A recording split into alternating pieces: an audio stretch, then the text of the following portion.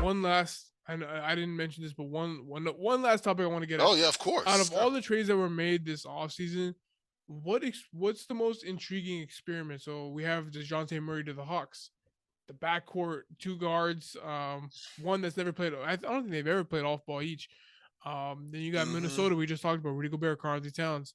I'm trying to think of any other big trades. So we got Oh. Brunson to the Knicks. You maybe Mm-hmm. getting Mitchell, a small backcourt. What are Jeremy some of these Grant with moves? the Blazers. Yeah. What's the most intriguing that move that was made this summer for you? I mean, I hate to be, stereotypical here, but like, it has to be Gobert to the Timberwolves, and I think the reason why is because you take a team that they see the expectations last year, up to a point. I think they actually could have won that first round series against the Memphis Grizzlies. Could have run it back. Hope for a big year again from Anthony Edwards. You made a huge sophomore jump. Let's see it again for a third year. You look at what Pat Beverly gave you from an energy perspective and just giving them that swagger that they needed to really kind of win some of these rough and ragged games, that attitude. Malik Beasley had a rough year, but as a shooter on a team that needs more shooting, you would have thought that you needed him as well. So for the Timberwolves not only to part with all of that, but also a plethora of draft picks in the future, for a guy in Rudy Gobert who, has a longer contract, he's going to be paying for him from age 30 to 35, basically. Also, we've heard about his struggles in Utah, but at the end of the day, is a 3-time defensive player of the year. Someone's going to just straight up impact the Wolves defense for a positive. It's like that alone just sets the stage for like a very interesting trade, much less going into, okay, how does it all work on the floor? Can we see Towns covering fours effectively, with Gobert at the 5? What if teams go super small? Will they be playing those guys off the floor?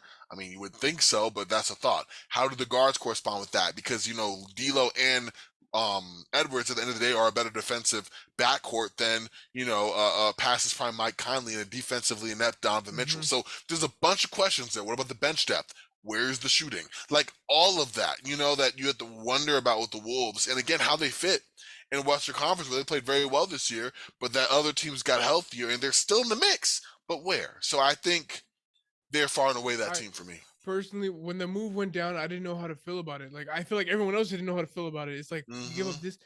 A thought that came to my head when I was driving the other day was like, they ruined the market. Like, the Kevin Durant trade is not going down because Rudy Gobert got 4 or 5 first round picks. This guy got Donovan Mitchell.